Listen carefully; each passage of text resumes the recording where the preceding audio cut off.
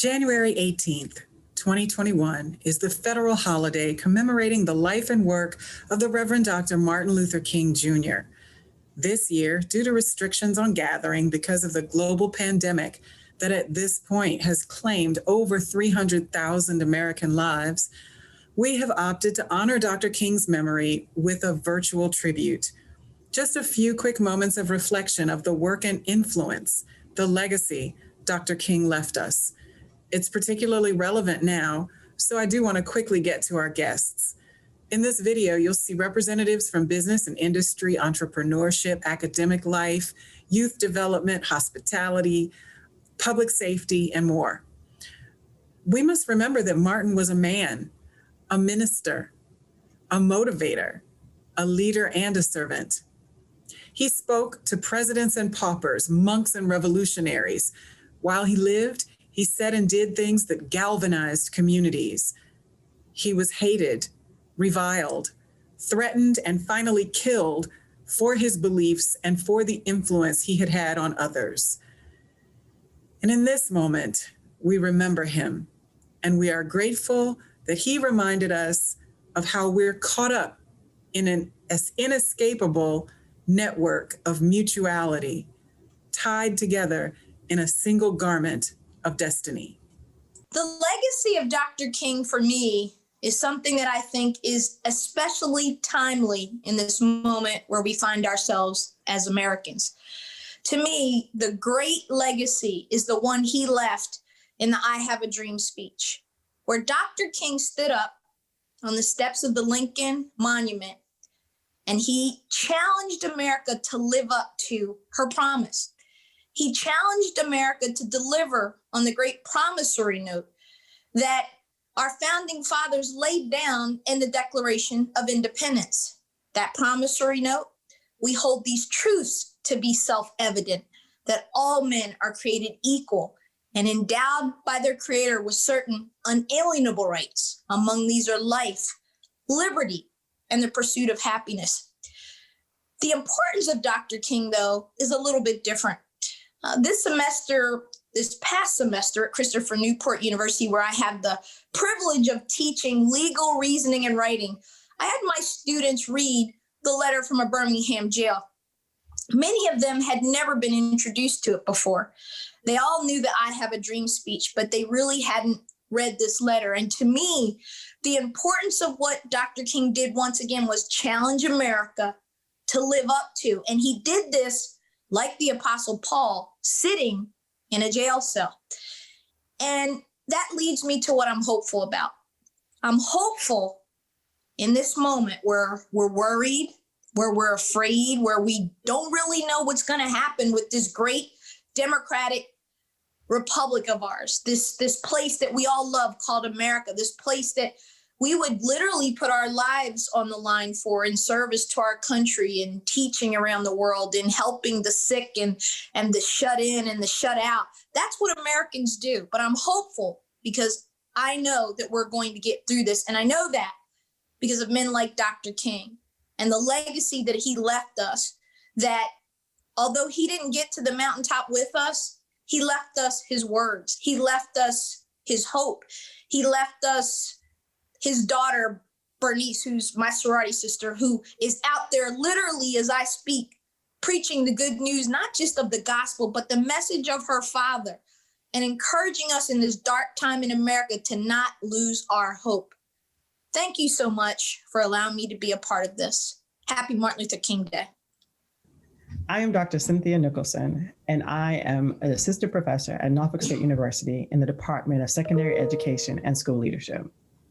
When thinking about Dr. Martin Luther King Jr., the quote that stands out for me is in Letters from a Birmingham Jail, and it reads as follows: "Oppressed people cannot remain oppressed forever.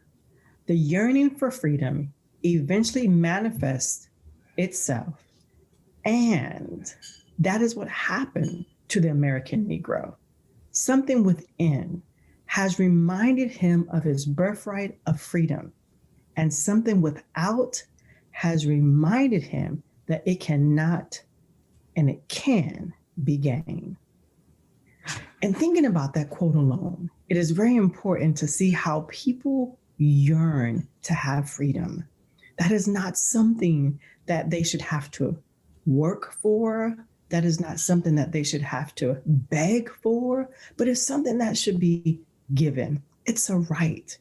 And imagine just wanting to be equal to others, just equal, not better than, not more than, to be equal, to practice your rights. That yearning drives us so that we can abolish systemic racism, so that we can put an end to things that cause people to die needlessly. No more will we continue to sit and be quiet. We have to speak, because that yearning within requires that we do what we must do in order for freedom to truly reign in the lives of all men and women. Thank you. Well, Dr. King's legacy has very much been woven into my personal and professional life. I was born and raised in the Mid-South, so West Tennessee. So Dr. King's work has actually been a part of both my formal education as well as community conversations, especially in the Memphis area. He was a Southern, Black, educated, spiritual man. And so that was actually someone that I was aspiring to be, as well as a number of men in my community. And professionally, he drove my desire to bring together and as well as empower marginalized communities. And I've appreciated really all of his works. I Have a Dream, Letter from Birmingham Jail, but it's actually those that are lesser known that really resonate with me. And there's one particularly that he did in Chicago, at the Chicago Freedom Festival, and others that he did in northern parts of the states and in California, that gave me a deeper glimpse into not just King the visionary, but King the human, King the man. In some of the works, you get an angry king, you get a disappointed king, you get a tired king. In some of his later works, he was really reflective, and I appreciated that. And so more and more I began to hear not just his humanity, but really his emotional and spiritual struggle. It aligns with who I am and who I'm aspiring to be, but also just being a person, being a man, I think really connects with me. And not just the hero, this optimistic, almost a caricature that we sometimes present him to be, but just this person that was really going through a struggle, not just for a community, but also one for himself. And so King's work, his legacy, means a great deal to me. The legacy of Dr. Martin Luther King is, for me, love in action. Dr. King prophetically called us to love, not only in word, but in deed, and that even at great cost to ourselves. So Dr. King calls me to refuse to stick my head in the sand, but to, with love and truth and courage, intentionally and daily love my neighbor. The importance of Dr. King's message in Letter from a Birmingham Jail is that as a human, and even more so as a follower of Jesus, I cannot ignore my brother's burden or my sister's suffering. The world will not get better by my avoidance of an injustice against my neighbor, but only by my engagement with it. As Dr. King said 18 steps from the top landing of the Lincoln Memorial, our destinies are tied up together. I have hope for our community and hope for our nation for two reasons: the people I meet and the hope that I have. The people that I meet, there are far more people who want to make the world better than who want to make it worse. The prophet Jeremiah spoke of seeking the welfare of the city. Solomon wrote, hatred stirs up strife, but love covers all offenses. Just yesterday, I was on a Zoom call with about 40 church leaders in our area, seeking to work towards racial and social justice and making the world better. And the hope I have, Dr. King put it this way: we refuse to believe that the bank of justice is bankrupt. We refuse to believe that the bank of justice is bankrupt. Well, knowing that and in full agreement with Dr. King on that, I have hope for our community and our nation. Dr. Martin Luther King, his legacy for me is symbolic of hope and inspiration. Hopeful for the opportunity for every American to have the opportunity for those pledges that are in the Pledge of Allegiance. One nation, under God, indivisible, with liberty and justice for all. Liberty and justice for all. The opportunity to have equal housing, equal education, equal capability to create wealth, the ability to vote. Those pledges and promises should be afforded to everyone. And that's what Dr. King's legacy has meant to me. It's a hopeful for the opportunity for those things to happen. Inspirational in the sense that we have made some progress. We now have a woman and a woman of color for our vice president. We have made some progress in education, in wealth, in voting rights, but there's still more to be done. And so the inspiration is with hard work, executing our voting rights, and doing the things that we know are instrumental to our future success of one nation, under God, indivisible, with liberty and justice for all. As long as we do those things, we will meet the success point. Think about the legacy of Dr. Martin Luther King. I think of hope, I think of faith, I think of love, and I think of service. I don't know if I can say his name without thinking of those things. My favorite quote from Dr. King is, "The measure of a man is not where he stands in moments of comfort or convenience. It's where he stands at times of challenge and controversy." And I think he's a great example of going back to times when they were turbulent and thinking about how do you act and how do you respond in those times. So I think about all the things that he's done to provide hope and faith and inspire service in our country. I think my favorite message from him was the "I Have a Dream" speech. I think that has a lot to do with me loving unity. I'm just a person who loves getting along in harmony. And he talks about being a beautiful symphony of brotherhood in that speech. It's one of my favorite. I make my children sit down and listen to it at least annually. We spend our day doing things of service, not just that day, but throughout the year in his honor, because I think that is really what teaches you what the power of coming together in one accord and giving back and bringing people, the charity and love that they deserve to help them become what we know God has called them all to be. But I love Dr. King's power of nonviolence because I think there's lots of, when you're passionate and you start getting violent, people don't listen. Nonviolence to me helps people to, calmly think about what you're saying and listening to a different point of view. But he had a beautiful message about making sure we think about what do we hope to be. When I went back and read it to prepare to talk today, I thought, wow, it's been 60 years since he did that speech. And he was talking about how we're talking about racial injustice and segregation and disharmony. And I thought, wow, we're still there in a lot of ways. And it's a good reminder that even though we've come a long way, we still have a long way to go. And it's going to take just not us, the people who are being oppressed. It's going to take everyone to come together in unity to make sure they understand the importance of his message and listen to his words and remember that all men are created equal. And that requires us to do some work, whether it be self-work or just learning or education. It requires us all to do work. My name is Brandon Jones, graduating class of CNU year 2000. I just want to speak a few minutes about the legacy of Dr. Martin Luther King and what that means to me personally. One of the things that my dad taught me about was delayed gratification. And I apply that to Dr. Martin Luther King and his legacy left for us.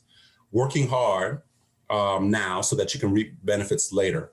And I say that about Dr. Martin Luther King because of the work that he put into the civil rights movement, working with all people of all colors to try and make sure that later in life, things were better.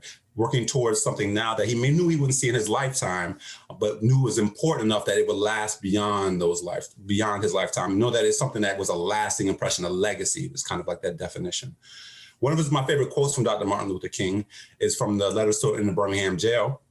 From a Birmingham jail. And he said, injustice anywhere is a threat to justice everywhere. And I really like that quote simply because it speaks to the little things that we can do every day to ensure that injustice does not thrive.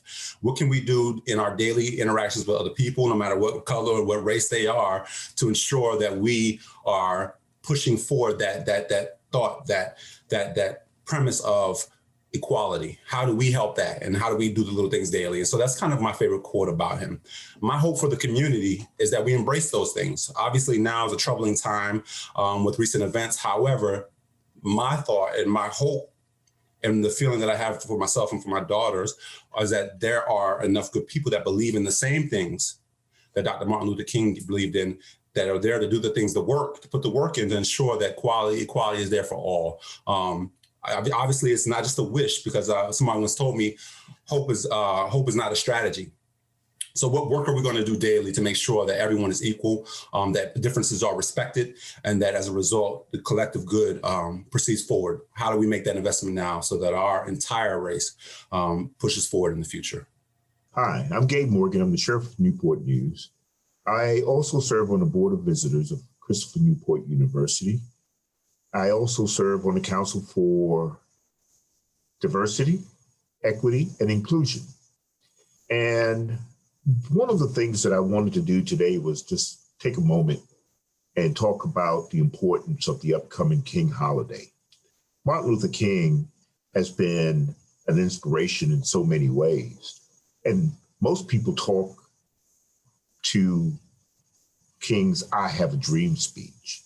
But today, I would just like for us to stop for a moment and reflect on one of what I call one of his really inspirational speeches that dealt with the inequities in America.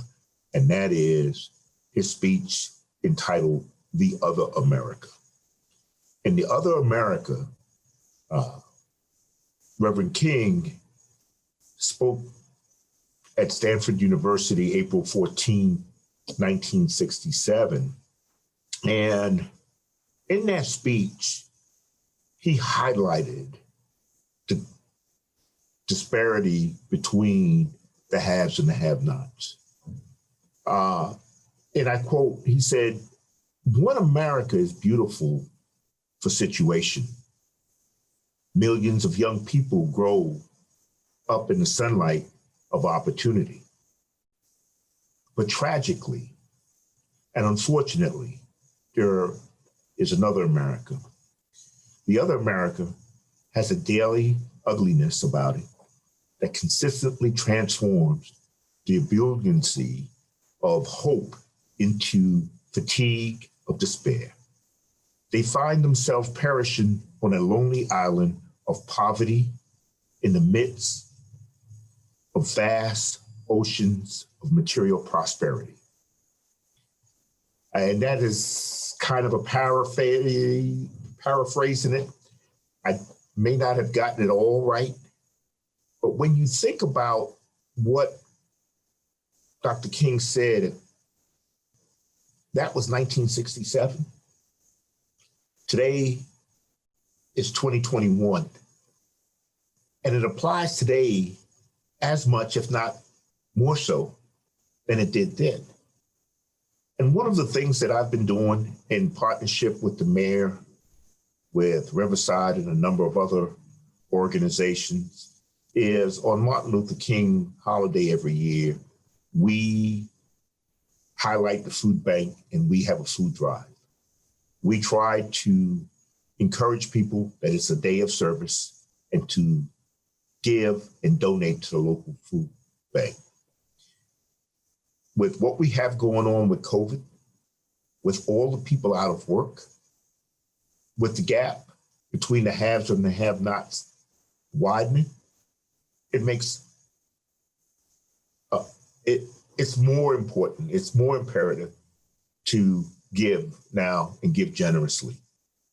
So I would just encourage everyone to think about Martin Luther King on his birthday, his speech that spoke to the other America, and to support your local food bank.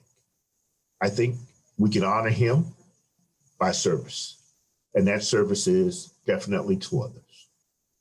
I'm Elizabeth Parker, and I'm the general manager at the Holiday Inn Newport News at City Center, and I'm also the president of the Newport News Hospitality Association. The association, our membership is 85 members strong, and that encompasses hoteliers, restaurants, as well as attractions in the city of Newport News.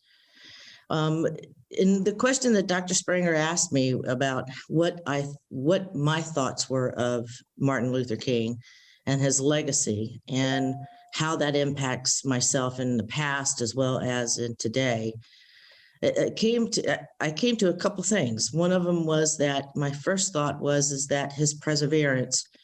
Dr. King has been so strong in his message and his mission, his endurance, and being able to get the mission across, have it be if it was the Selma Bridge, have it be if it was on the March on Washington.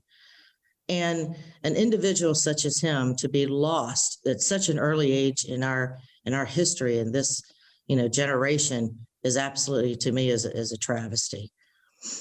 Dr. King, I was very fortunate. My family actually attended the march in Washington back in the 60s. I was born actually in 1963, and that's actually when the civil rights movement took place.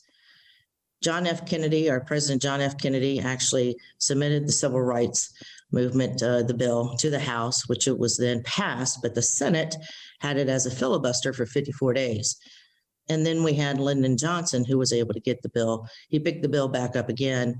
It was approved by the Senate, but it took time for that to happen. So from February all the way up until, in fact, the exact date is July 2nd.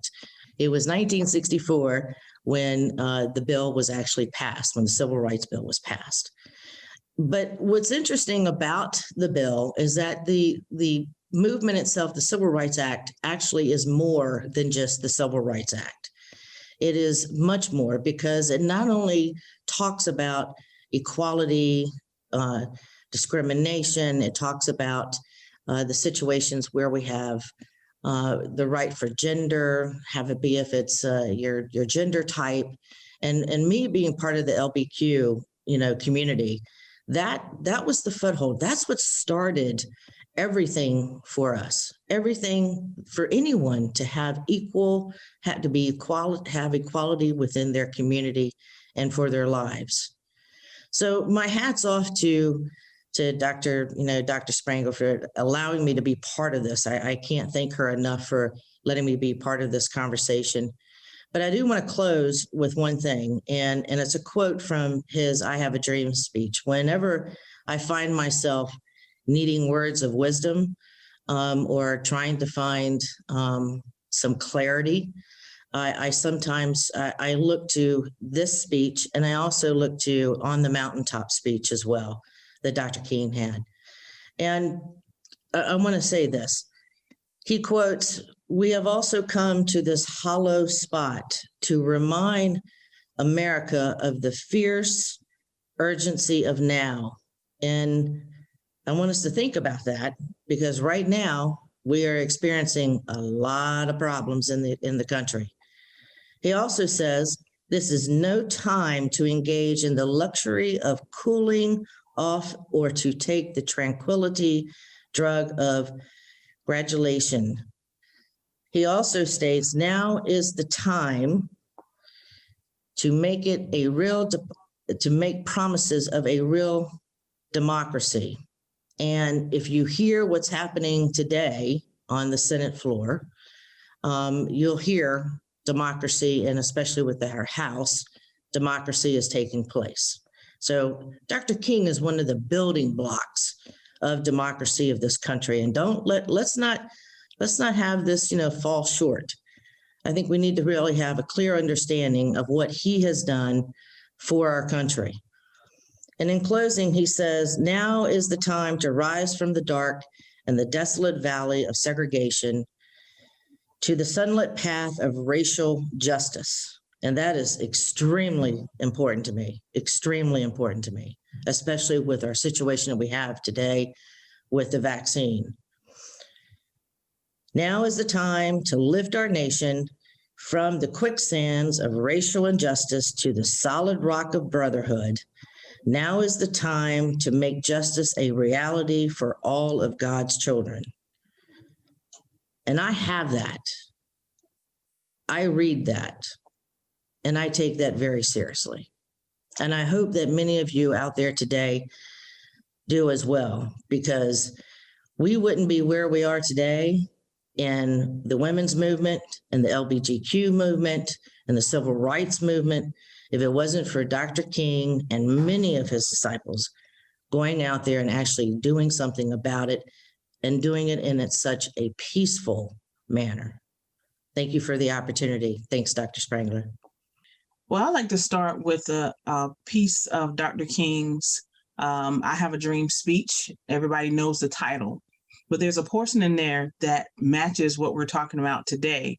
And it says, I have a dream that one day in Alabama, with its vicious racists, with its governor having his lips dripping with the words of interposition and nullification, one day right down in Alabama, little Black boys and Black girls will be able to join hands with little white boys and white girls as sisters and brothers.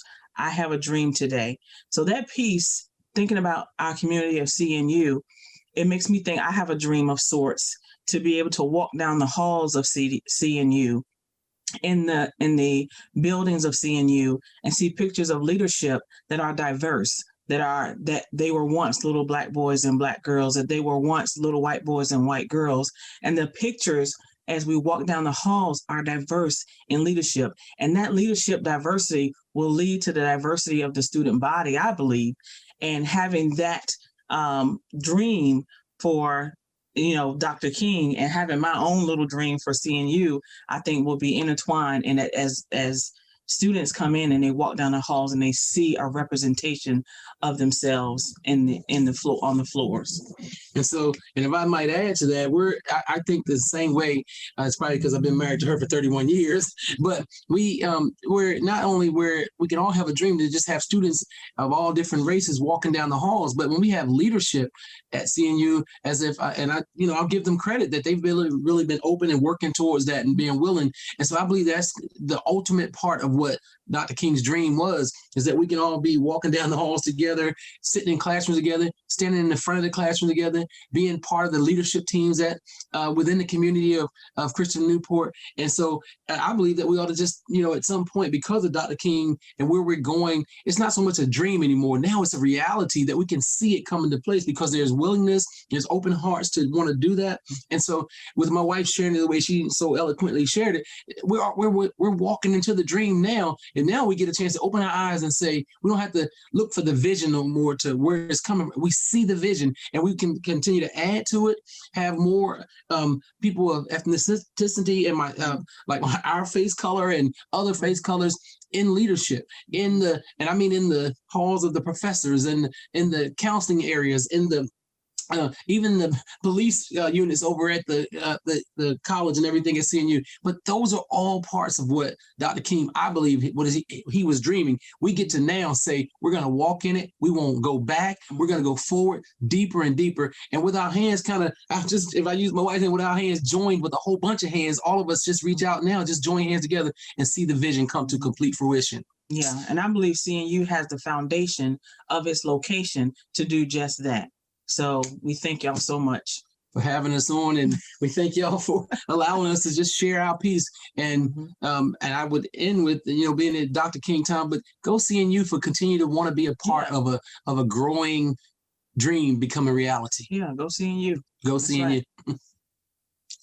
The question posed was, what does Martin Luther King Jr. mean to me? I'd like to start with two things. Number one, Martin Luther King Jr. came out for all people. He was not here strictly for minorities. He was not here strictly for people of color. He, at the very base, was out for humanity. That being said, he understood that the only way to get to rights and equality for all is through two areas. One being your education, and two being through legislature. In that respect, he approached the people. He understood he had to be at ground level. He had to really empathize and understand the cause because he was speaking and voicing for everybody. One of my favorite quotes, he said on sideline, not necessarily in a speech, but he said it to those who were close to him, and they recorded it for our benefit. See, that's the way this works. Powerful voices make sure that powerful ears are listening, and powerful ears record the things that we need for our generations. He said, we either stand as brothers or we stand as fools against all causes, not just our own personal cause, but the cause of the world. The cause of the world is present. Watch the news. Look in your own internal families, fathers, mothers, children's, uncles, grandparents, now spread across the global atmosphere, and our social construct is not as it was 50 years ago. Now more than ever, we need to hold each other close. Arm in arm was how we walked. Ear to ear was how people heard, listened, and took his words. And action is what we need. Action through your own education, personal growth, action through what you do in your internal family units. Keep them close, keep them knitted, let your words be heard, vocalize and echo the words of this great leader, and your children will hear, your neighbors will hear, and communities will move. That's MLK Jr. You want to be a leader? Emulate those who lead. Well, as a student and scholar of intellectual history, there are several aspects of MLK's legacy that I often think about. And the first one has to do with appreciating the context in which his leadership emerges.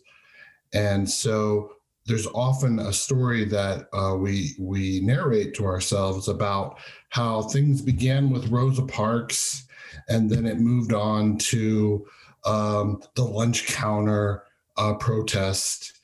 And then we had the Freedom Riders, and then that March on Washington and the Voting Rights Act. So there's this progression, but really there's a lot of context there that we often overlook.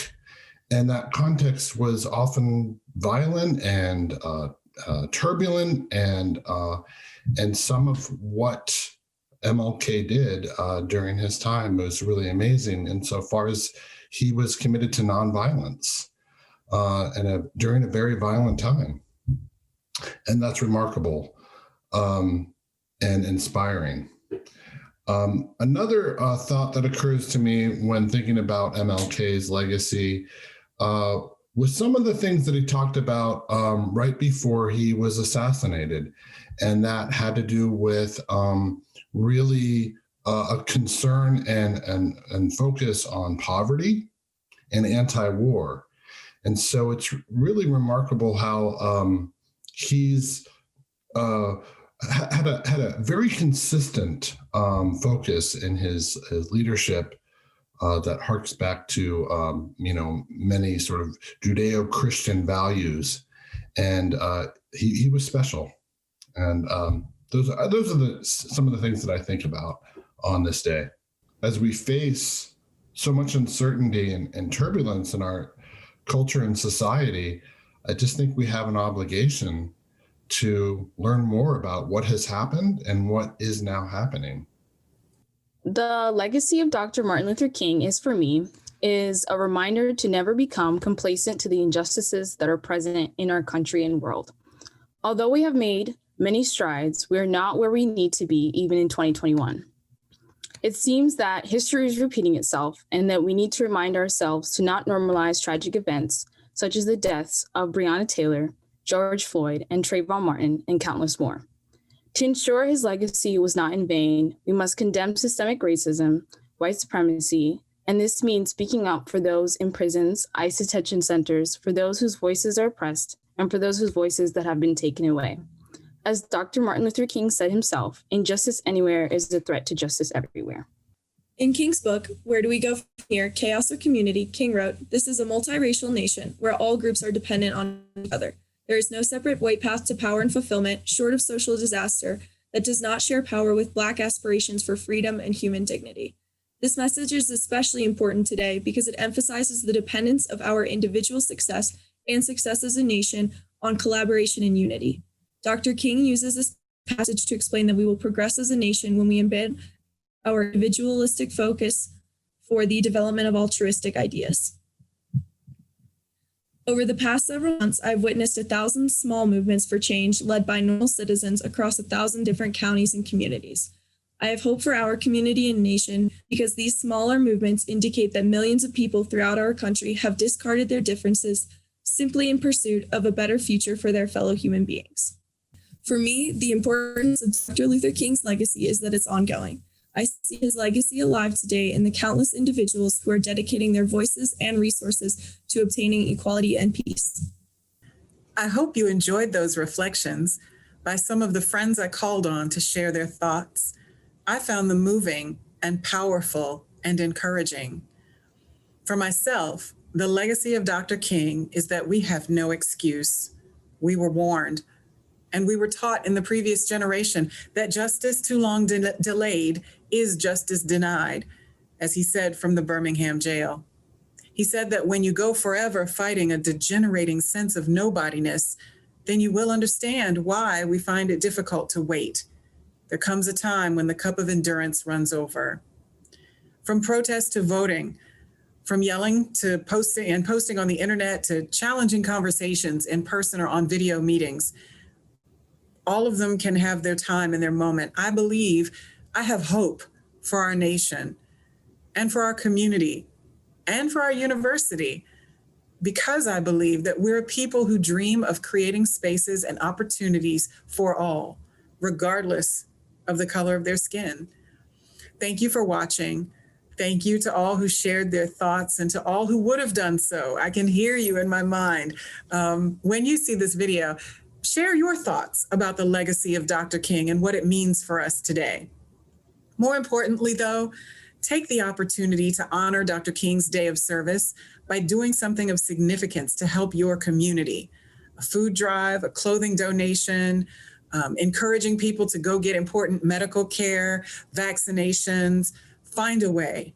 Do the thing that you can do. And as he closed that letter from a Birmingham jail, let me close with this. Let us all hope that the dark clouds of racial prejudice, and I add prejudice of any kind, will soon pass away, and the deep fog of misunderstanding will be lifted from our fear-drenched communities. And in some not too distant tomorrow, the radiant stars of love and brotherhood will shine over our great nation with all their scintillating beauty. And may it happen now.